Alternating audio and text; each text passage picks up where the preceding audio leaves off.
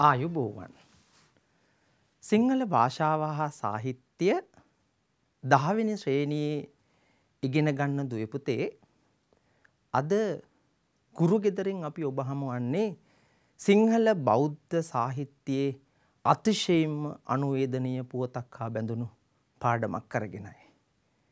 අතීතයෙන් කතාවක්. දුවේ පුතේ ඔබ දන්නවා මිහිඳු මහරහතන් වහන්සේගේ තාත්තා ධර්මාශෝක රජුරුව. අම්මා දේවි කුමාරි. වේදිසිගිරි නුවර දේවි කුමාරි.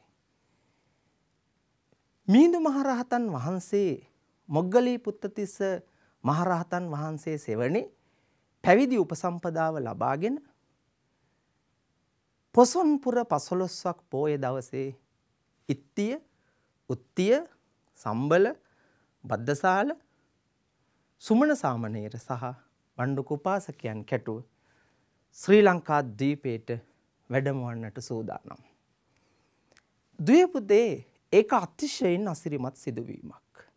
මේ වෙනකොට සම්බුද්ධ පරිනිර්වාණයෙන් අවුරුදු 236ක් ගත වෙලා.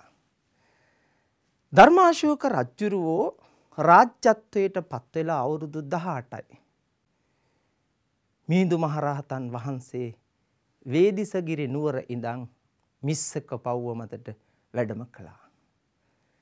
ඒ වෙනකොට ලංකාවේ පාලනය දුවේ පුතේ මුටසීව රජුරුවන්ගේ පුත්‍රයා දේවානම්පියතිස්ස රජුරුව 40000ක් එක්ක දඩකෙළියේ යමින් සිටියා. පොසොන් සඳ ගේන ආධ්‍යාත්මික සුවඳ කුමක්ද කියලා ඒ රජු දැනගෙන හිටියේ නෑ කියලයි ඒ පොසොන් සඳේ ඓතිහාසික කතන්දරය අපට දුවේ පුතේ කියලා දෙන්නේ. දැන් දේවානම්පියතිස්ස රජුරුව දඩකෙළියේ යනවා 40000ක් කැටුව. ඔය මිස්සක පව්ව කියන මිහින්තලේ සෑගිරිය කියලා මහාවංශයේ කියනවා. මිස්සක පව් මතදී මිහිඳු මහරහතන් වහන්සේ සහ දෙවන පෑතිස් රජු මුණගස්සන්නේ මේ වනාන්තරයට මේ ගල් පර්වතයට අධිපතිත්වය දරපු දෙවියන් කියලායි කියන්නේ. ගෝණවෙස් අරන් මිහිඳු මහරහතන් වහන්සේ සහ දේවානම්පියතිස්ස මුණ ගැසීමේ කාර්ය ඒ දේවතාවන් කළා කියලා මහාවංශය කියනවා. දුවේ පුතේ ඒක අතිශයින්ම අපූර්ව මුණ ගැහිීමක්. මිහිඳු මහරහතන් වහන්සේ මිස්සක පව් මත තනිව තමයි පෙනෙන්නට සිටියේ. ඒව තිස්ස කියලා කතා කරන්නේ. රජු බය වුණා යකෙක් කියලා. ඊට පස්සේ 40000 මගෑරිලා හිටියේ. එතෙන්ට කට්ටියම ආවා. මිහිඳු මහරහතන් වහන්සේත් එකින් එක රහතන් වහන්සේලා ඒ මිහින්තලා පව්ව මත පෙනෙන්න සැලැස්සුවා. එතකොට තමයි දුවේ පුතේ කියන්නේ සමනාමයන් මහරජ ධම්මරාජස්ස ශාවකා තමේව අනුකම්පාය ජම්බුද්දීපා ඉදාගතා. මේ ගාථාවෙන් කියනවා අපි ශ්‍රමණයෝ වෙමු.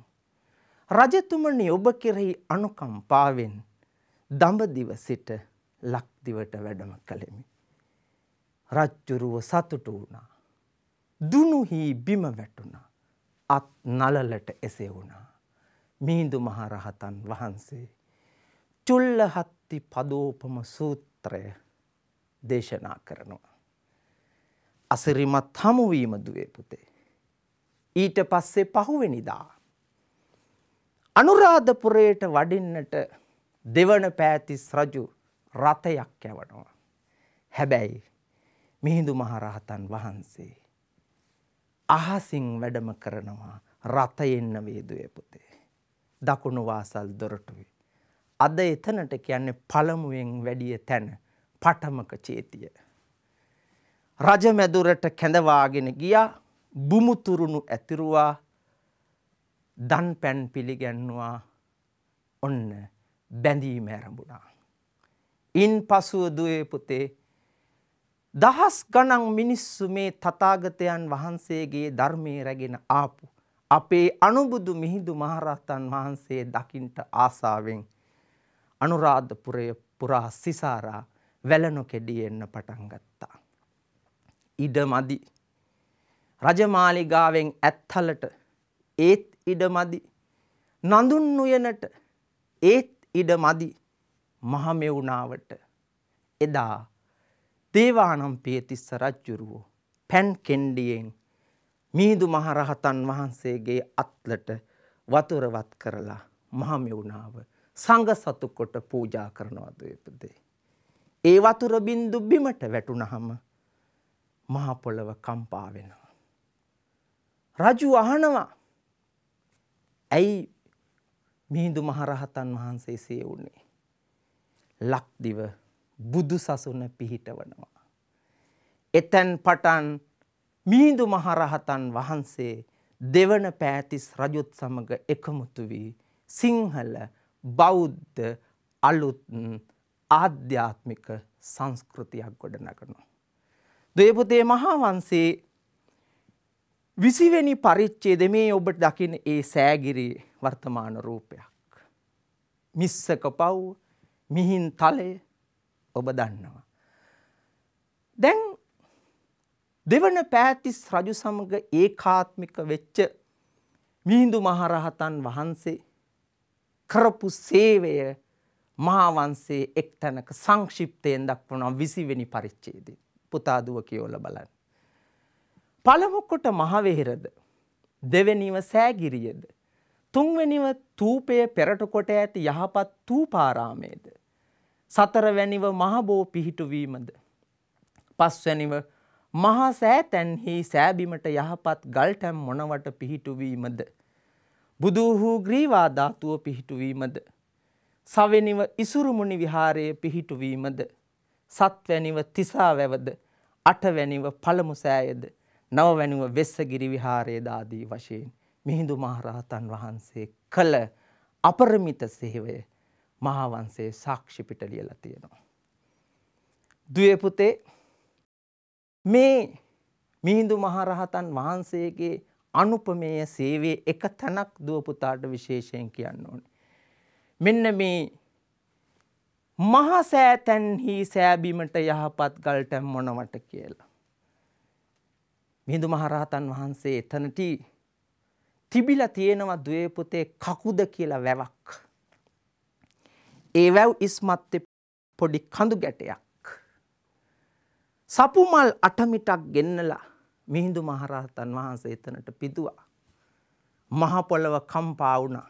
ඔය විදිහට 8 සැරයක් කම්පා වුණා කියලා කියනවා පුතේ මේ මහා වංශ ප්‍රවෘත්තිය තුල. යම් යම් තැන්වල මිහිඳු මහරහතන් වහන්සේගෙන් අහනවා, ඇයි රජතුමනි මෙතන දෝණයක් ධාතුන් තැන්පත් කරලා මහා චෛත්‍ය රාජානන් වහන්සේ කෙනෙක් ඉදි වෙනවා. කකුසඳ, කෝණාගම, කාශ්‍යප, ගෞතම කියන බුදුන් වහන්සේලා වැඩ සිටි පින්බිමක්. රජු කියනවා, ඒකත් මම්ම කරන්නද? නෑ රජතුමනි. ඔබට කරන්නට වැඩ බොහෝයි.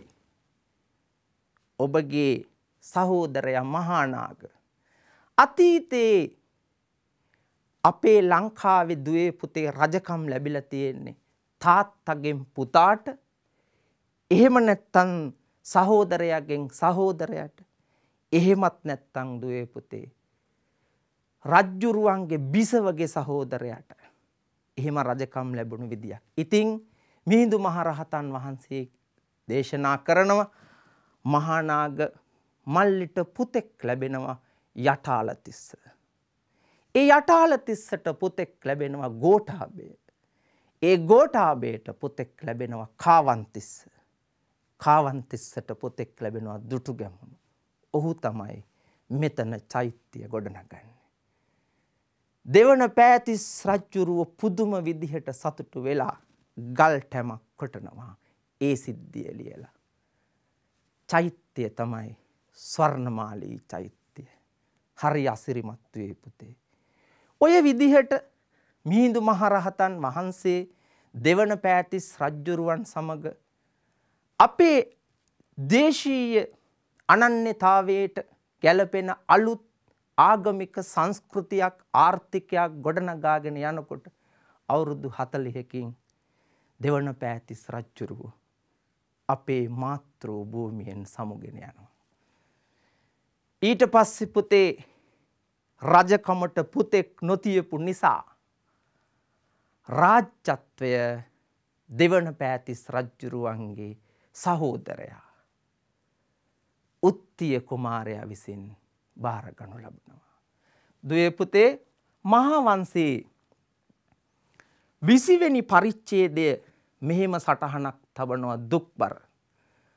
ලක්දිව බුදුන් වැනි වූයේ බොහෝ ලෝ වැඩ කොට ඒ උත්තිය රජුගේ රාජ්‍යාභිෂේකයෙන් 8 වෙනි ජය වර්ෂයේ සැටවස් පිරුණු සේක්. කවුද ලක්දිව බුදුන් වැනි කියන්නේ? මගේ අනුබුදු මිහිඳු මහරහතන් වහන්සේ සැටවස් පිරුණු සේක්. වස්සාන මාසයන්හි සෑගිරියෙහි වෙසෙමින් වප්මස සුක්ල පක්ෂයේ සඳ මෝරණ පැත්තේ 8වක් දවස් දීප වර්ධනයට හේතු වූ මහේන්ද්‍ර ස්තවිර මිහිඳු මහරහතන් වහන්සේ තෙමේ පිරිනිවන් පෑසේක. 8වක් දවස්සේ මහේන්ද්‍ර ස්තවිරයන් පිරිනිවී කරුණෙන් දවසද 8වක දායි සම්මත විය. සමහර පොතපතේ ඒකට කියන්නේ දුවේ පුතේ මිහිඳු 8වක කියලා. ඔන්න මිහිඳු මහරහතන් වහන්සේ පරිනිර්වාණයට වැඩම කරනවා. ඒ දුක්බර පුවත උත්තිය රජුරවන්ට ආරංචි වෙනවා. අතිශයින් ශෝකයට පත්වෙච්ච උත්තිය රජුරුව සෑගිරියට ගමන් කරනවා මේ සිද්ධිය දකින්ට අඬා අඬා. ඒ අසා උත්තිය රජතෙමේ ශෝක නැමැති හොලින් පහරන ලදුවේ සෑගිරි ගොස් තෙරුන් වැඳ නොයෙක් වර නොයෙක් පරිද්දෙන් හඬා සුවඳ තෙල් පුරවන ලද රන් දෙනක මහා ස්තවිර දේහය යුව තබා මොනවට වසන ලද ඒ දෙන අලංකෘත රුවන් කුළුගේ කී තබ්බවා. කුළුගයක් කියන්න පුතේ උස් මුදුන් තියෙන. ඔබ දැකලා තියෙන්නේ අද ආදාහන පූජ්‍යවත්සවය කරනකොට අපේ ගෞරවනීය ස්වාමින් වහන්සේලාගේ රන් සිවිගෙවල් අන්න ඒ වගේ කුළුගේ කී තබ්බවා. කුළුගය ගෙන්වාගෙන සාදු ක්‍රීඩා කෙලවමින් සාදු කියා ඒ දිගින්නා මහත් ජන සමූහයා කැටිව මහත් වූ බට සමූහයා ලවා පූජා විධාන කරවමින් අර දරා ගන්නට බැරි ශෝකයේ වැල නොකැඩී සතර වටින් එන හැම සැදැහැතියෙකුගේම ඇස්වල තිබුණේ කඳුළු. ගස් කොළන් පවා එදා කම්පිතව සෙලවෙන්නේ නැතුව හිටියලු. ඔය විදිහට දුවේ පුතේ සත් දවසක් මේ මිහිඳු මහරහතන් වහන්සේගේ ස්වර්ණ දේහයට පුදුමාකාර විදිහේ පූජෝපහාර සත්කාර කරනවා. අතීතයෙන් කතාව පාඩම පටන් ගන්නේ ඔතෙන් සිට. දුවේ පුතේ අපි බලමු මේ අතීතයෙන් කතාව පාඩම ඉගෙන ගන්නකොට අපි සාක්ෂාත් කරගන්න නිපුණතාව කුමක්ද කියලා. 1.0 සංනිවේදනයේ සාර්ථක කර ගැනීම සඳහා ශ්‍රවණ කුසලතා හා කතන කුසලතා ඵලදායි ලෙස යොදා ගනී. අතීතයෙන් කතාව පාඩම ඉගෙන ගත්තාම අප ළඟා වෙන නිපුණතා මට්ටම් සාවධානව සවන් දී තොරතුරු රැස් කරයි. දේශන සාකච්ඡා ආදියට විචාරශීලීව සවන් දීමේ කුසලතාවය ප්‍රදර්ශනය කරයි. නිර්වුල්ව හා නිවැරදි ලෙස බස හසුරවමින් හඬ පාලනයෙන් යුතුව කතා කරයි. ඊළඟට අතීතයෙන් කතාව පාඩම උගත් විට මගේ දුව පුතා ලබා ගන්නා ඉගෙනුම් ඵල අවධානයෙන් යුතුව සමන් දීමෙන් අවශ්‍ය තොරතුරු එක් රැස් කරයි. රැස් කරගත් තොරතුරු අවස්තෝචිතව යොදා ගනී. සවන් දී තොරතුරු රැස් කිරීම අගය කරයි. දේශන සාකච්ඡා ආදියට සහභාගී වීමේ කැමැත්ත ප්‍රකාශ කරයි. දේශන සාකච්ඡා ආදියට සවන් දී අදහස් ප්‍රකාශ කරයි. විචාරාත්මකව තම අදහස් ප්‍රකාශ කරයි. දේශන සාකච්ඡාවල ඇතුළත් වැදගත් කරුණු ඉදිරිපත් කරයි. දුවේ පුතේ අතීතයෙන් කතාව පාඩම ඉගෙනුම් ඵල රැසක් ඔබට සාක්ෂාත් කරනවා. සාර්ථක කතාවක තිබිය යුතු ලක්ෂණ ඉදිරිපත් කරයි. සබකෝලයෙන් තොරව කතා කරයි. නිවැරදිව හා පැහැදිලිව අදහස ඉදිරිපත් කිරීමේ හැකියාව ප්‍රදර්ශනය කරයි.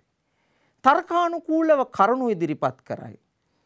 නිවැරදි උච්චාරණය හා උචිත අංග චලන භාවිතා කරමින් කතා කරයි. සෙසු අයගේ අවධානය යොමු කර ගනිමින් කතා කරයි. ඉතින් දුවේ පුතේ මේ ගුණ කතනයක් මේ පාඩම උපුටා ගන්නේ ශ්‍රී ලංකා පරිපාලන සේවයේ ජ්‍යෙෂ්ඨ නිලධාරියෙකු වන ආචාර්ය ආනන්ද ගුරුගේ මහතා විසින් රචිත Voices from Ancient Sri Lanka පොත ඇසුරින්. එක සිංහලට පරිවර්තනය කරන්න දුවේ පුතේ හෙළදිව අතීත ප්‍රතිරාව යනුවෙන් අබේ හේවාවසම් මහත්තයා. දුවේ පුතේ මේක කල්පිත දේශනයක්. මහා වංශේ 13 14 15 16 17 18 19 20 මේ සකල විද පරිච්ඡේදම කියවා නැත්තෙකුට මෙබඳු කල්පිත වූ දේශනයක් ලියන්න බෑ. මේක පුතේ අතිශයින්ම දුක්බර කතන්දරයක්. දැන් උත්තිය රජුරෝ මේ රාජකීය ආදාහන උත්සවයේ රාජ්‍ය වෙනුවෙන් කතාව පැවැත්විය යුතු තැනැත්තා. පාඩම ඔතන ඉඳන් තමයි පටන් ගන්නේ. මේ බලන්න. දැන් උත්තිය රජුරෝ මිහිඳු මහරහතන් වහන්සේගේ ශ්‍රී දේහය අනුරාධපුරයට ගෙනල්ලා ඒ අම්බස්තල කියන තැන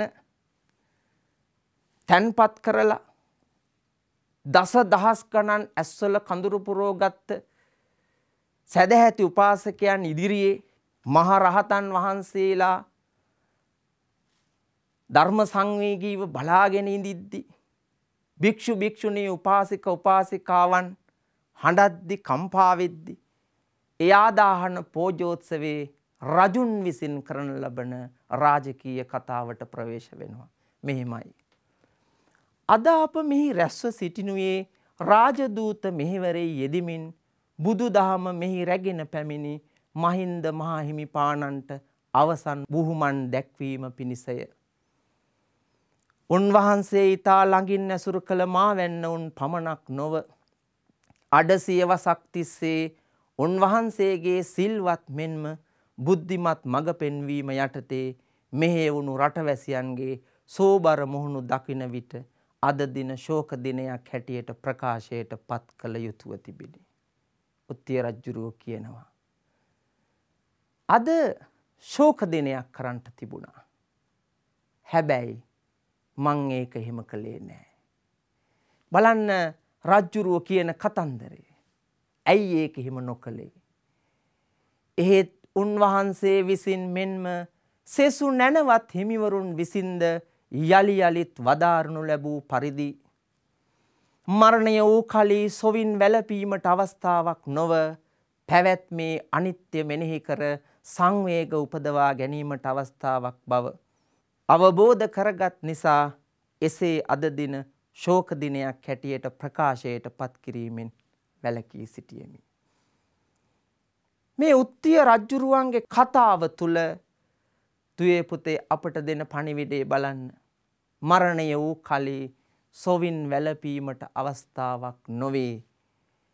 පැවැත්මේ අනිත්‍ය මෙනෙහි කර සංවේග උපදවා ගැනීමට අවස්ථාවක් බව අවබෝධ කරගන්නට.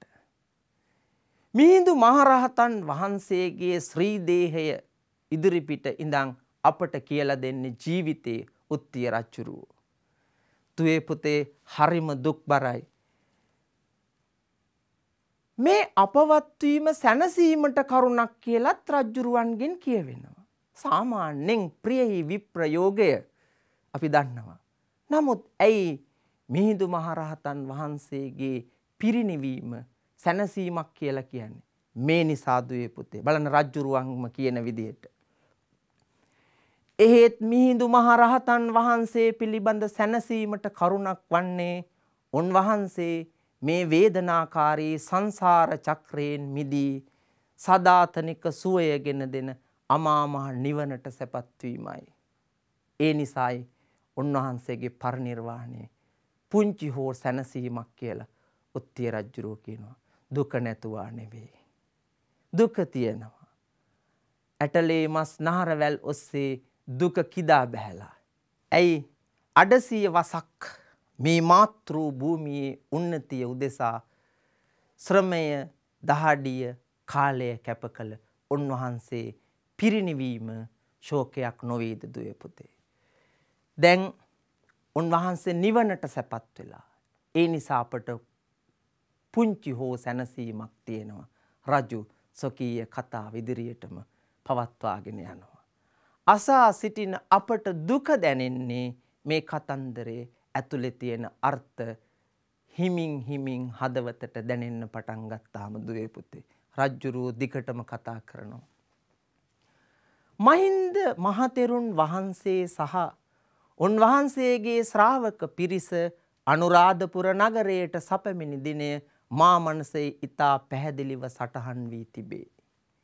මම එවකට කොළු ගැටෙක්මි. රජමැදුරේ සිටි අපි සියලු දෙනාම මහත්සේ කුතුහලයට පත්වී සිටියෙමු.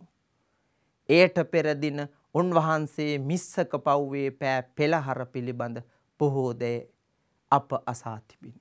මොකද තේවානම්පියතිස්ස රජ්ජුරුවෝ එදා දඩකෙළියෙන් රජමැදුරට ආවේ උපාසකයෙක් බවට පත් වෙලා. ඒ අසිරිමත් පුවත තමයි දිගින් දිගටම කිව්වේ. රජමැදුරේදී කතා කරේ ඒ ගැන. මේක උත්තිය කුමාරයා කාලේ කොළු ගැටේ කියලා කියන්නේ. ඒක අහගෙන හිටියා. අපි මේ අසිරිමත් සිදුවීම ගැන අහලා පුදුම වෙලා හිටියේ. දේවානම්පියතිස්ස රජ්ජුරුවෝ හා දඩයම් චාරිකාවේ පිරිවර කී කතාව මේ උත්තිය කොළු ගැටය කාලේ අහගෙන හිටියලු මේම. මාගේ වැඩිමහල් සෝවුරු තිස්ස මහ රජතුමා ඒ දඩයම් චාරිකාවෙන් පෙරලා පැමිණි පසු ඒ සිද්ධිය හැර අන් කිසි දෙයක් පිළිබඳ කතා නොකළේය. එතුමාගේ පිරිවර සේනාවේ සිටි අයටද මේ සම්බන්ධව හැර අන් කරුණක් පිළිබඳ කතා කිරීමට සිහියක් නොතිබුණාක් මෙනි. දැන් ඔතනදී දුවේ පුතේ අර මිහිඳු මහරහතන් වහන්සේ දෙවන පෑටිස් රජ්ජුරුවන්ව හමු වුණා කියලා අපි කිව්වේ. එතනදී යකෙක් කියලා බය වුණානේ. ගාතාව ඇහුවහම මිහිඳු මහරහතන් වහන්සේ එක්ක මේ මිහින්තලා පව්ව මත වැඩ හිඳියානේ රහතන් වහන්සේලාත් සමග බණ්ඩුක උපාසකයා. ඒ අපි වගේම මනුෂ්‍ය ස්වරූපේනේ. එතනදී කතා බහක් කෙදුණා. රජතුමා අහනවා මිහිඳු මහරහතන් වහන්සේ ආවේ කොහොමද? වැඩියේ කොහොමද? ගොඩබිමෙනුත් නෙමෙයි, දියෙනුත් නෙමෙයි. එහෙනම් මිහිඳු මහරහතන් වහන්සේගේ වචනයෙන් දෙවන පෑතිස් රජුරෝ දැනගන්නවා අහසින් වැඩම කළා කියලා. ඊළඟට දුව පුතා අහලා තියෙන අඹ ගහක් ගැන ප්‍රශ්නයක්. මේ හැර වෙන ගස් තිබීද කියලා අහන්නේ දිග ප්‍රශ්නයක් බුද්ධ ආගම පොතේදී දුව පුතා කියවන්නේ. ඒ ප්‍රශ්න අහපු විදිහ මේවා තමයි කියේ ඉන්නේ. මේ තිස්ස මහ රජු හා දඩයම් චාරිකාවේ පිරිවර කී කතාව. ඒවා කිය ඉන්නවා. උත්තිය කුමාරයා අහගෙන ඉන්නවා. රජමැදුර නිසල්මන් වෙන්දට ඇවිදින් කියන්නේ අරමුවා මෙහෙමයි දිව්වේ, මෙහෙමයි විද්දේ, මෙහෙමයි ලේ පෙරුණේ. අද කියන්නේ එහෙම නෙමෙයි, ශ්‍රද්ධාවන්ත කතාවක්. මේ බලන්න. මාගේ වැඩිමහල් සෝවුරු තිස්ස මහ රජතුමා ඒ දඩයම් චාරිකාවෙන් පෙරලා පැමිණි පසු ඒ සිද්ධිය හැර අන් කිසි දෙයක් පිළිබඳ කතා නොකළේය. මොනවා කතා කරන්නද? එතුමාගේ පිරිවර සේනාවේ සිටි අයටද මේ සම්බන්ධව හැර අන් කරුණක් පිළිබඳ කතා කිරීමට සිහියක් නොතිබුණාක් මෙනි. අසිරිමත් හමුවීමක් නෙදුවේ පුතේ. එතනදී මිහිඳු මහරහතන් වහන්සේගෙන් අහනවා දඹදිව ඔය වගේ කසාවත දැරූ අය කොපමණ සිටීද කියලා.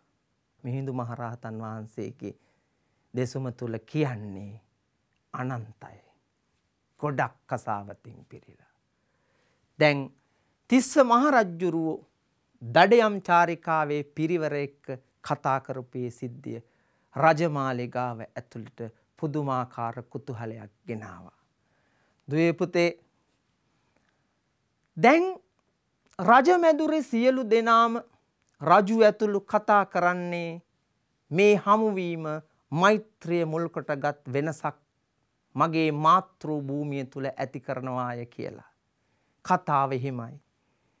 ඒ සෑම අයෙක්ම එක් කරුණක් පිළිබඳව ඒකමතික තීරණයකට එළඹ සිටියේ. මේ දඩේ මේ ගියාය.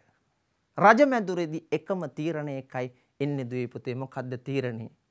එනම් ඔවුන්ද වඩාත් පුළුල් ලෙස ගතහොත් මුළු දිවයිනද මෛත්‍රිය මුල් කොට පැන නැගුණු ආධ්‍යාත්මික ධර්මතාවක ග්‍රහණයට හසු වී ඇති හේයින් එයින් විශාල වෙනස්කමක් මින් පසු සිදුවන බවයි. ඔන්න දුවේ පුතේ. මිහිඳු මහරහතන් වහන්සේ මගේ මාතෘ භූමිය ආධ්‍යාත්මික ධර්මතාවයකට ග්‍රහණය කරගන්නවා. ඒ තමයි සිදු කරන වෙනස. මේ කතන්දරය අතිශයින්ම ශෝකී ජනක වුවත් ඒ කතන්දරයේ ඇතුලේ මාතෘ භූමිය ගැන කියන දේ ආපුවාම අපේ හදවත පුතේ පුදුමාකාර භක්තියකින් සහ ගෞරවයකින් වෙලී යනවා.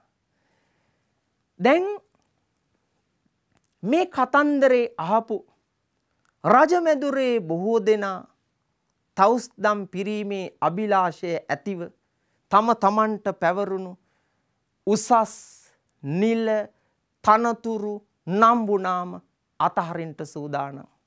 බලන්න කියන හැටි. රාජ සභාවෙන් අඩකටත් වැඩි ප්‍රමාණයක් දෙනා දැනටමත් තම කීර්තිය සහ බලය සහිත තනතුරු ඇත්හැර දමා තවුස්දම් පිරීමේ අභිලාෂය පළකොට ඇත. මේ තනතුරු මොනවද? ඒවා වැඩක් නෑ. අර තථාගත ධර්මයේ රැගෙන වැඩිය අනුබුදු මිහිඳු මහරහතන් වහන්සේ දේශනා කරන මාවතේ අපි යන්න ඕනේ. අපි පැවිදි වෙන්න ඕනේ කියන අභිලාෂයෙන් සියලු දෙනාම සිටිනවා.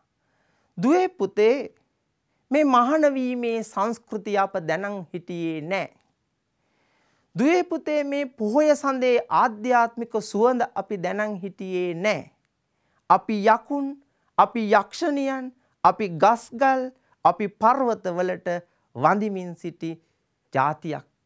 ඉතිහාසයේ නිහඬව අපට කියන්නේ අපි ම්ලේච්ඡත්වය තුලින් ටික ටික ශිෂ්ට වෙලා හිටියේ ජාතියක්ද කියලා. ඔබ හිතලා බලන්න.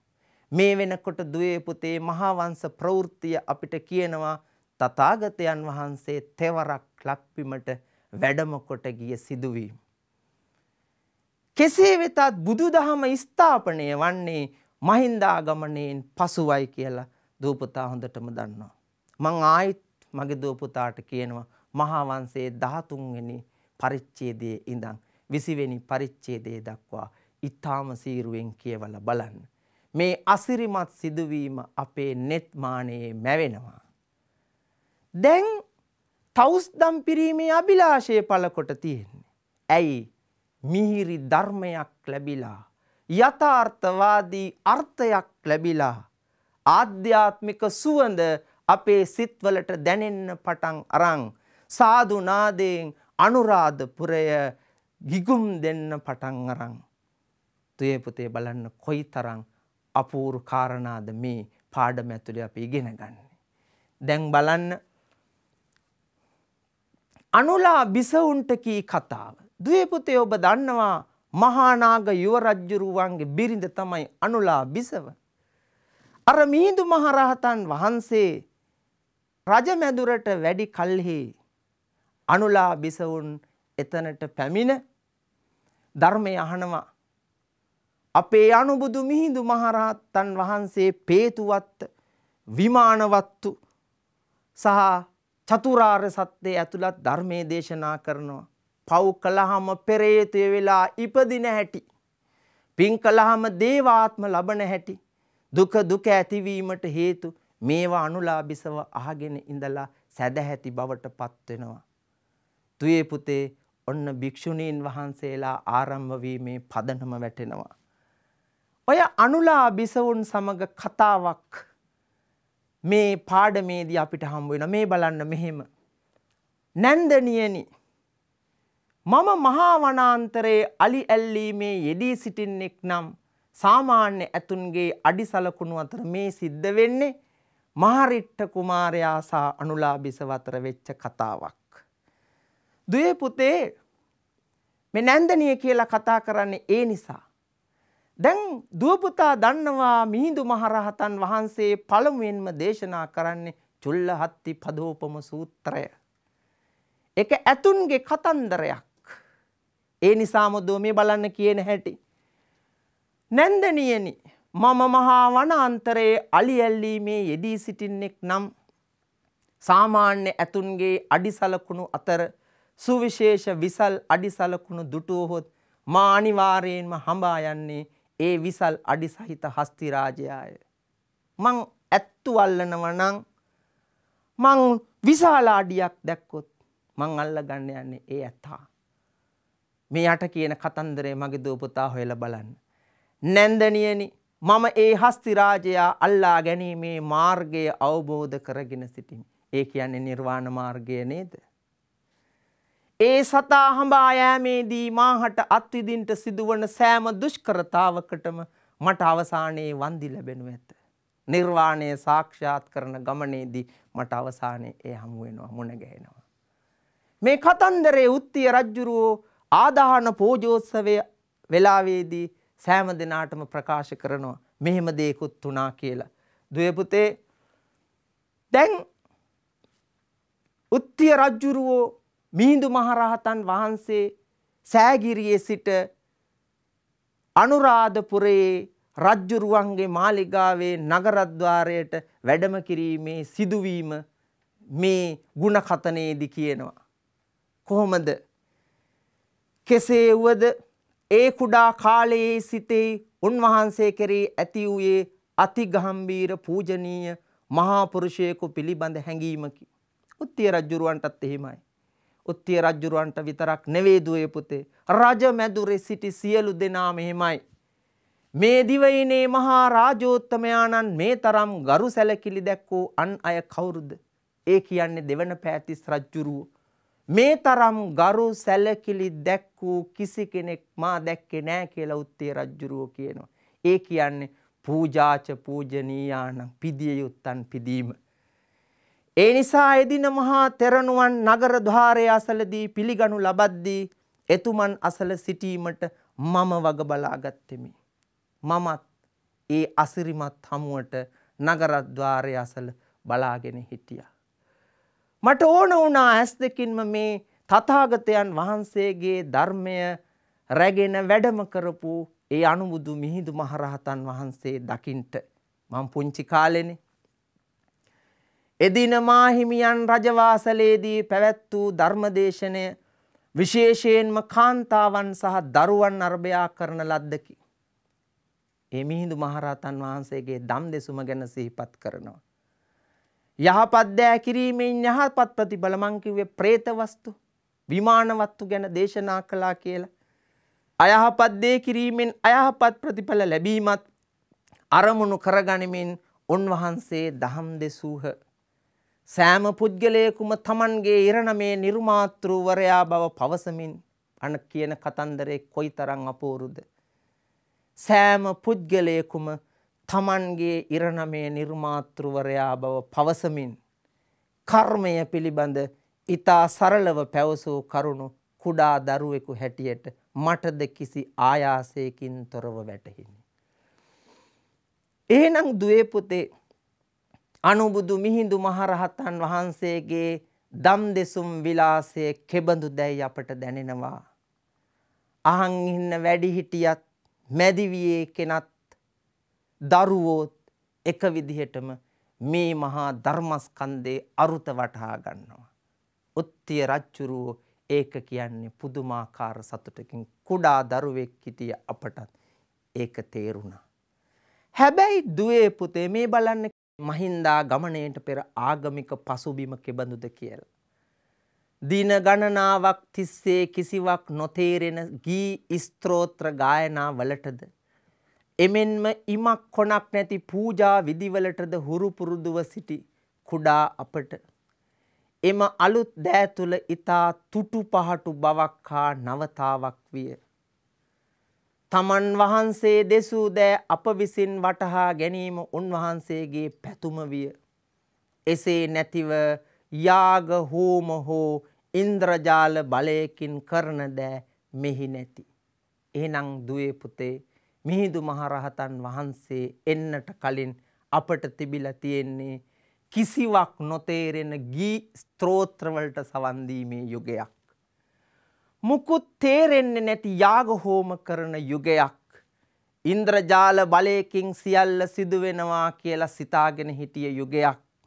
හැබැයි අනුබුදු මිහිඳු මහරහතන් වහන්සේ යථාර්ථවාදීව සියල්ල පෙන්වා දී තිබෙනවා. දැන් එහෙම අවසන් ගුණකථනය කරන අපේ රජ්ජුරුවෝ මිහිඳු මාහිමියන්ගේ අනලස් බව කියන්නේ මෙහෙම. විවිධ ශ්‍රාවකයන් සඳහා උන්වහන්සේ සෑම දිනයකම ධර්මදේශනා කීපයක් පැවැත්වූහ. ඒ අතරම උන්වහන්සේ තම පිරිවර සමග ගෙන්ගෙට පිඬුසිඟා වැඩිසේක. මේ අතර තිස්ස මහ රජතුමා සමග එක්ව අනුරාධපුර ඉදිවන පළමු බොදු අසපුව පමණක් නොව ඉදිරි සියවස් කිහිපය සඳහා බෞද්ධ දර්ශනය කියා පෑමේ මූලස්ථානයේද අගනගරේ පිහිටුවීමට සැලසුම් කළහ. ඒ කියන්නේ දුවේ පුතේ මහා විහාරය. මේ සියල්ල මිහිඳු මහරහතන් වහන්සේ අවුරුදු 40ක රාජ්‍ය කාලය එක්ක සිද්ධ කළා කියලයි අපට ඉතිහාසය කියන්නේ අපේ දෙවන පෑතිස් රජුගේ. දුවේ පුතේ ඒ මහා විහාර සීමා නිර්ණය කරන අපූර්ව බලන් එක විචිත්‍රවත් උත්සවයක්. ඒ විචිත්‍රවත් උත්සවයේදී මහා විහාරය සඳහා මගුලැතු විසින් අදින ලද රන් නගුලකින් සීමා සලකුණු කළ අවස්ථාවේ මෙහි සිටින කී දෙනෙකු එහි සිටියාදැයි මම නොදනිමි. මං ඒක දන්නේ නැහැ. මෙයට වසර 48කට පෙර එදා ඒ විසල් භූමි භාගයේ පිරී යන ලෙස ගොඩනැගිලි කිසිදාක හෝ ඉදිවේදැයි සාධාරණ සැකයක් මා තුළ විය. මට හිතුණා එහෙම වෙන එකක් නෑ කියලා. එහෙත් අද උන්වහන්සේගේ නිර්මාණශීලීත්වය සහ සූක්ෂම සැලසුම් ක්‍රම සඳහා දෙස් දෙමින් ඒ විශාල භූමි භාගයේ වසා පැතිරී ඇත්තේ මහා විහාරයයි.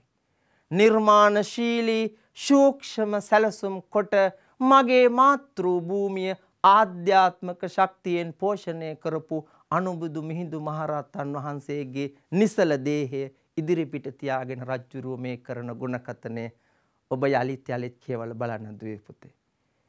ඒ ඇතුලේ තියෙන කෘතගුණ සැලකීමේ කතන්දරය කොහොමද කියලා බලන්න. දැන් සැලසුම් කළ ස්ථාන ගැනත් මේ කතාවේදී අපිට වැටහෙනවා. මොනවද? මෙසේ බිම්වෙන් කරද්දී මේට සියවසකට පසු රජවාසල සෑදීමට තීරණය කරනු ලබන ස්ථානයේ දක්වාම පැමිණියෝය. පියවරෙන් පියවර ගොඩනැගිලි ඉදිවෙද්දී උන්වහන්සේගේ මනසෙහි මේ ගොඩනැගිලි සංකීර්ණය පිළිබඳ නිර්වුල් අදහස් තිබූ බව මාහට සහ මගේ සහෝදර රජතුමාට පෙනුනි. ගොඩනැගිලි තාක්ෂණය පිළිබඳ මහින්ද මහරහතන් වහන්සේගේ දැනුම සහ දැක්ම එපමණක් නොව බෝධීන් වහන්සේ සඳහාද මහා ස්තූපය සඳහාද මෙහෙණින්ගේ ආශ්‍රමය සඳහාද දානශාලා සඳහාද උන්වහන්සේගේ සැලසුමේ ඉඩකඩ වෙන් වී තිබුණි. සැලසුම් සහගත බෞද්ධ සිද්ධස්ථානවලින් පිරුණු නගරයක් බිහි කරනවා මිහිඳු මහරහතන් වහන්සේ. දැන් ඔන්න එදා මට මෙහෙම සිතුවිල්ලක් ඇති වුණා. ඒක සාධාරණ සිතුවිල්ලක් කියලා කියනවා. මොකද්ද සිතුවිල්ල? උත්තේ රජුරෝ කියන විදිහට අප සිතුවේ බිම ඒ ගොඩනැගිලි සඳහා වෙන් කළ පසු උන්වහන්සේ තමන් වහන්සේ සහ පිරිවර සංඝයා සඳහා සැප පහසු සංඝා වාසයක් නොපමාව ඉදි කරනු ඇත කියාය. එක් අතකින් උන්වහන්සේ රජපෞලක සුඛෝපභෝගී ජීවිතයක් ගත කළ අයෙකු නිසාත් අනෙක් අතට ධර්මාශෝක රජතුමා දඹදිව වැඩවසන සඟුන් සඳහා බොහෝ සැප සම්පත් ලබා දෙන නිසාත් අප එසේ සිතීම සාධාරණ විය. අපි හිතුවා මිහිඳු මහරහතන් වහන්සේ ඊ타ම සුඛෝපභෝගී කුටියක් නිර්මාණය කරගනී කියලා. ඒ සිතුවිල්ල වැරදුනා. කොහොමද කියන හැටි? ඒත් මහා විහාර භූමිය සලකනු කළ වහාම සිදු වූයේ කුමක්ද? දූ පුතා මොකද හිතන්නේ? බලමු මොකද්ද සිදු වුණේ කියලා. උන්වහන්සේ නැවත කුඩා ගල් ගුහා කිහිපයක් තිබෙන මිස්සක පව්ව බලා වැඩම කළසේක. දැක්කඩේද නියතමානී අනිතිමානී ගුණය මිහිඳු මහරහතන් වහන්සේගේ. වැසි සමයේ මේ ගල් ගුහාවල වාසය කිරීමට උන්වහන්සේට අවැසි විය. මේ වන විට මහරජු මාහිමියන් කෙරෙහි සීමා රහිත භක්තියකින් වෙලී සිටියේය. වියදම සහ මහන්සිය නොබලා සුඛෝපභෝගී ප්‍රාසාදයක් වුවද සාදා දීමට එතුමා ඉදිරිපත් විය. මිහිඳු මහරහතන් වහන්සේ ඕක දන්නවා. ඒත් දුවේ පුතේ මිහිඳු මහරහතන් වහන්සේ සුඛෝපභෝගී ප්‍රාසාදවලට ඇලුම් කළේ නැහැ. උන්වහන්සේ අර මිහින්තලේ මිහිඳු ගුහා වෙතට වැඩම කළා. දුවේ පුතේ බලන්ට රටක් ගොඩනගපු රටකට නායකත්වයේ දීපු ආධ්‍යාත්මික ශික්ෂණය හදපු උන්වහන්සේගේ දැක්ම කෙබඳුද කියලා. ඒ තථාගත ධර්ම මාවතේ ගොස් රහත් බව ඵලනිලා ගැනීමේ ශක්තියයි මගේ දුවේ පුතේ මේ පෙන්눔 කරන්නේ උන්වහන්සේ. දැන් බලමු. එහෙත් මාහිමියන් ඉල්ලා සිටියේ තමන් වහන්සේ සදෙනාට පමණක් නොව මෙරට පැවිදි බිමට එකතු වන ප්‍රථම 50 සදෙනාටත් ප්‍රමාණවත් වන පරිදි තව ගල් ගුහා එලිපෙහෙලි කොට පිරිසිදු කොට දෙන ලෙස පමණි. ඉස්සරහට මේ ලක්දිවෙන් තරුණයෝ ඇවිදින් පැවිදි වෙනවා. වස් වසන්ට ඕනේ රජතුමනි ගල් ගුහා සුද්ධ පවිත්‍ර කරලා හදලා දෙන්න. ඔය තමයි මිහිඳු මහරහතන් වහන්සේ රජුගෙන් ඉල්ලන්නේ. රජු එසේ කරනවා දෙවෙනි පෑතිස් රජුරු. වස්සාන සමයේ එළඹීමත් සමගම රහතන් වහන්සේලා 60 දෙනමක් මේලෙන් විහාර තුලට වී එතැන් සිට දිවයිනේ සාමාන්‍ය සිද්ධියක් වූ වස්වැසීම ආරම්භ කළ අතර ඒ කාලය තුලදී ධර්මයේ ඉගැන්වීම අර්ථ විවරණය කිරීම සහ සාහිත්‍ය ක්‍රියාවන්ගෙන් සමන්විත වූ සංකීර්ණ ක්‍රියාවලියක් ආරම්භ විය. උචිත පරිද්දෙන්ම මේ කඳුකරය ආරාම කඳුකරය හැටියට හඳුන්වන ලදී. තුයේ පුතේ මේ රහතන් වහන්සේලා 69 බිහි වෙන්නේ මහරිට්ඨ කුමාරයා ඇතුළු තමන්ගේ පිරිස 55 දෙනා ගිහිල්ලා පැවිදි වුණාට පස්සේ. මහරිට්ඨ කුමාරයා රජුරුවන්ගෙන් අවසර ඉල්ලනවා පැවිදි වෙන්න. ඒසේම අවසර ලැබිලා වුණා. තුයේ පුතේ දැන් බලන්න බෞද්ධ අධ්‍යාපනයේ ගොඩනැගිච්ච හැටි අධ්‍යාපනය ලබා දීම සඳහා මහා සංඝයා වහන්සේ උපයෝගී කරගත් විශේෂ ක්‍රමවේදය මාගේ සෙසු සමවයස් අයගේ සිත් අදින් ඇදගති. මහා සංඝරත්නයේ සමග නිරන්තරයෙන් ගැටෙමින් ජීවත් වූ නිසා හුදෙක් ආගමික සහ අධ්‍යාපනික අරමුණු වලින් ඔබට ගිය මහා තෙරුන් වහන්සේගේ සැලසුම් පිළිබඳ පෞද්ගලිකවම දැනුම් තේරුම් ඇති කර ගැනීමට හැකි විය. ඉගෙන ගැනීමට එහා ගිය දෙයක් ඉගෙන ගත්තා කියලා කියන. ඒ අපේ බෞද්ධ අධ්‍යාපනය. මේ සියල්ල මේ විදිහට ගොඩනගලා සකසලා පිරිපහදු කරලා දුන්නේ මගේ අනුබුදු මිහිඳු මහරහතන් වහන්සේ. තුයේ පුතේ මේ ගුණ කතනේ අවසන් තැනට අපි දැන් එළඹෙමින් සිටින්නේ. තවත් අපූර්ව සිදුවීමක් ඔය ශ්‍රී මහා බෝධීන් වහන්සේ වැඩම කිරීම ගැන. පුතේ මේ ශ්‍රී මහා බෝධීන් වහන්සේ වැඩම කිරීම ගැන පණිවිඩය අරගෙන යන්නේ මහරිට්ඨ කුමාරයා. තුයේ පුතේ පැවිද්දට අවසර ඉල්ලන් තමයි මේ ගමන යන්නේ. පාටලී පුත්‍රයට ගිහින් මොග්ගලී පුත්තතිස්ස මහරහතන් වහන්සේ ඇතුළු පිරිස මේ ආපු දූත ගමන දැනගන්නවා. රන් කටාරමක මේ ජයශ්‍රී මහා බෝධීන් වහන්සේගේ දකුණු ශාඛාව වැඩම කරවල ඒක අසිරිමත් සිද්ධියක්. මහා වංශයේ ඇතුලේ සියල්ල ඊ타ම සංසුන්ව සංක්ෂිප්තව ලියලා තියෙනවා. මේ ජයශ්‍රී මහා බෝධීන් වහන්සේ ලක්දිවට වැඩම කිරීමේ සිද්ධිය. දුවේ පුතේ මේ ගුණ කතනේදී ඒක මතක් කරනවා අපේ උත්තිය රජුරු. කොහොමද තම පියාණන් වූ අශෝක අධිරාජ්‍යය ලවා ශ්‍රී මහා බෝධීන් වහන්සේගේ අංකුරයක් මෙරටට වැඩම කරවීමට කටයුතු සම්පාදනය කිරීමත් සමගම විශිෂ්ට බුද්ධියක් සහ කුසලතා දක්ෂතා ඇති බොහෝ දෙනෙකු මෙරටට ආගමනය වීම සඳහා පදනම බිහි වූ අතර ඒ නිසා අප රට තුල සිදු වූ සංස්කෘතික සමාජීය සහ තාක්ෂණ දියුණුව ඉතා විශිෂ්ට විය. මේ සිදුවීමට මුල් වූයේ මහතෙරුන් වහන්සේගේ නැගණියන් වූ සංඝමිත්තා මහතෙරණියන් වීම විශේෂ සංසිද්ධියකි. ඔන්න දුවේ පුතේ ඒ අසිරිමත් සිද්ධියක් මේ ආදාහන පූජෝත්සව කතාවේදී උත්තිය රජුරෝ මතක් කරනවා. ඊළඟට සංඝමිත්තා මෙහෙණින් වහන්සේ සමග සපිරිවරින් පැමිණි උගත්තු පරිපාලකයෝ ව්‍යාපාර ප්‍රධානියෝ වෙළෙන්දෝ කලාකරුවෝ සහ තාක්ෂණික ශිල්පීහු අපරට සංවර්ධන කේන්ද්‍රස්ථානයක් බවට පත් කළහ. දැනට දශක 5ක් ගෙවී යාමට ආසන්නව ඇති අතර එක් අතකින් අපගේ ආර්ථිකයටද අනෙක් අතින් සමාජ ස්තරයටද ඔවුන්ගේ පැමිණීම කෙසේ බලපෑවේදයි විමර්ශනය කිරීමට සුදුසු අවස්ථාවක අපි සිටියෙමු. දැන් බලන්න දුවේ පුතේ මිහිඳු මහරහතන් වහන්සේගේ දිගු කාලීන සමාජ මෙහෙවර අගයමින් කරන කතාවේ සමාප්තිය. මෙසේ මිහිඳු හිමියන්ගේ දීර්ඝ කාලීන කැපවීමේ ප්‍රතිඵලයක් වශයෙන් අප රටට සිදු වූ යහපත විශිෂ්ට සම්පතකැයි විවාදයෙන් තොරව පිළිගත යුතුය. මෙහි අද රැස්ව සිටින සියල්ලෝම ඒ රාජකීය දූත මෙහෙවර නිසා සිදු වූ විප්ලවයේ විපුල ඵල භුක්ති විඳින අයයි. මහා තෙරණුවන්ගේ සේවාවේ ප්‍රතිඵල සියවස් ගණන් නැත. අවුරුදු දහස් ගණන් ජනතාවට ලැබෙන අතර ඒ සේවාව වෙනත් රටවල් කරාද පැතිර යනවා. මේ බලන්න කියන කතාව උන්වහන්සේගේ සේවාවේ ප්‍රතිඵල සියවස් ගණන් නෙමෙයි, අවුරුදු දහස් ගණන් නෙමෙයි, ඊටත් වැඩි කල මේ මාතෘ භූමිය තුල පවතිනවා. එතනින් එහා ලෝකයේ සෙසු රටවල් කරාද පැතිර යනවා කියලයි උත්තිය රජුරු දේශනය පවත්වගෙන යන්නේ. දැන් අසා සිටින පිරිස හැඬු කඳුලින් බලාගෙන ඉන්නවා ඊළඟට කුමක් වේවිද කුමක් කියාවිද කියලා. උත්තිය රජුරු කියනවා අවසානයේ මෙහෙම. සාමාන්‍යයෙන් මෙවන් අවස්ථාවක කරනු ලබන්නාක් මෙන් මිහිඳු මහ සමිඳුන්ට නිවන් සුව ප්‍රාර්ථනා කිරීමට මට නොහැකිය. මට ඒක එහෙම කරන්න බෑ.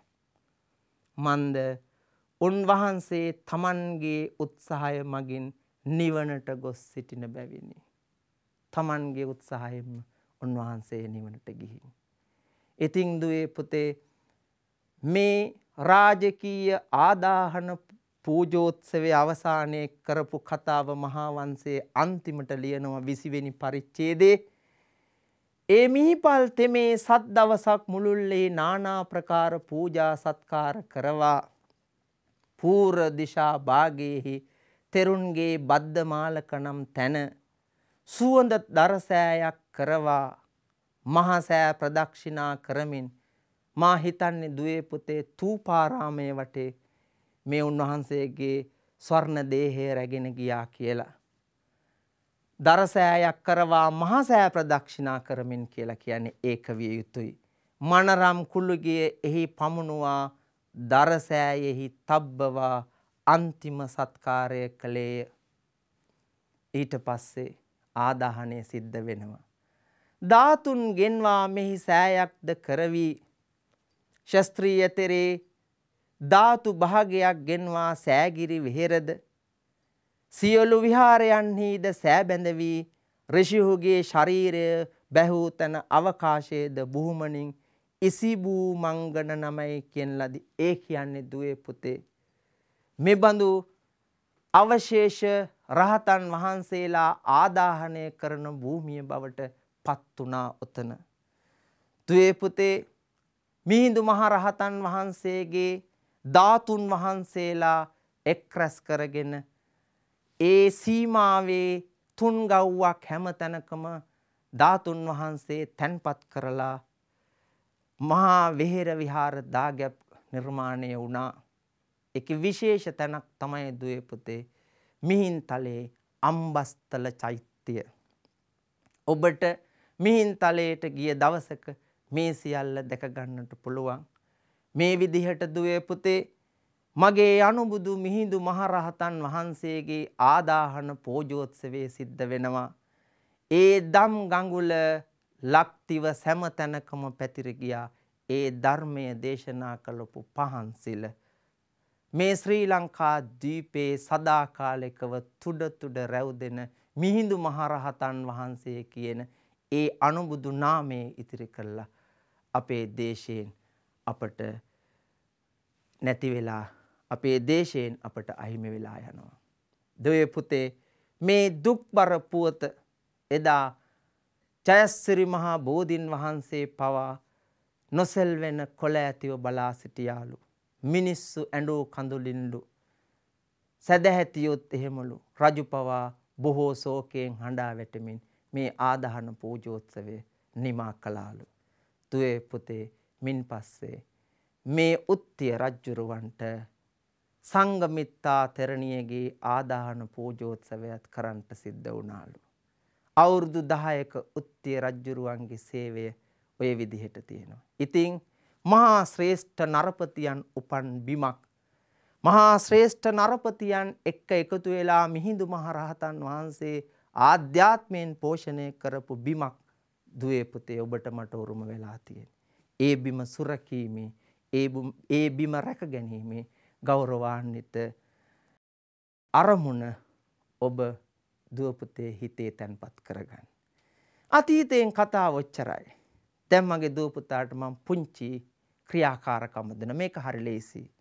මහා වංශය හොයාගන්න. ඒක සිංහල පරිවර්තනයකුත් තියෙනවා. හොයාගෙන කියවන්න දුටුගැමුණු රජුරුව රුවන්වැලි සෑය හදපු හැටි. කියවලා මෙන්න මේ ක්‍රියාකාරකමට යන්න. මොකද්ද පුතේ? දුටුගැමුණු රජතුමා ස්වර්ණමාලී චෛත්‍ය ගොඩනගද්දී ඔබ ඒ අවස්ථාවට සහභාගී වූ එකයි සිතා කතාවක් නිර්මාණය කරන්න. ඉතාම ලස්සන කතාවක් මගේ දුව පුතාට ගෙතු හැකි. අර ස්වර්ණමාලී දෙවඟන ඒ වෘක්ෂය මත ඉඳගෙන ඇතාට යන්ට ඉඩ නොදපු සිද්ධි පියවරෙන් පියවර රුවන්වැලි සෑයට අත්තිවාරම තනපු හැටි අපේ දුටුගැමුණු රජුරුව ඒ සියල්ල බලාගෙන සිටියේ හැටි දුව ඊ타ම පුතා නිර්මාණශීලීව දුව පුතා ඊ타ම නිර්මාණශීලීව ගොඩනගන්න. දැන් ඔබ දන්නවා කතාවක් කියන හැටි කතාවක් ලියන හැටි. දුවේ පුතේ කතාවක් ශ්‍රවණය කරනකොට ඔබ ඒ ශ්‍රවණය මනවින් අහන්න. අනිත් එක කතාවක් කරනකොට දුවේ පුතේ ඔබ කතා කරන්නේ කාටද? ඔබ කතා කරන පිරිස කවුද? ඔබගේ ඒ අවස්ථාව කුමක්ද? මනවින් වටහා ගන්න. ඔබට ඔබේ ජීවිතයේ මෙබඳු කතාවන් පවත්වන්නට අවස්ථාව ලැබේවි. ඒ අවස්ථාවෙන් ප්‍රයෝජන ගන්නට අපි අධ්‍යාපනය තුළින් බලාපොරොත්තු වෙන පුතේ අවස්ථෝචිතව ක්‍රියා කරන නැනවත්වෙක් පුතේ. අතීතයෙන් කතාව ඒක ඔබේ ජීවිතයට පාඩමක් බවට පරිවර්තනය කරගන්න. එසේනම් ඔබට මේ පාඩමින් එක්කාසු කරගන්න පුළුවන් දැනුම් සම්භාරයන් එකතු කරගන්න.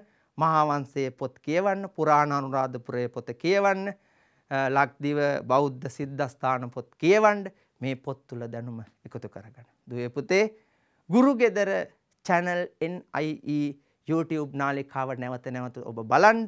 බලලා මේ පාඩම් එක්ක ඔබේ ජීවිතයට අලුත් කරුණු එකතු කරගෙන අලුත්ෙන් හිතන පතන දුවෙක් බවට පරිවර්තනය වෙන්න. අතීතයෙන් ඔබට කියන කතන්දර බොහොමයි. ඒ කතන්දර ඔබේ අනාගතය සැබවින්ම නිර්මාණය කරනවා. එහෙනම් ගිහින් එන්නම් මගේ දුව පුතාට තෙරුවන් සරණයි. ආයුබෝවන්.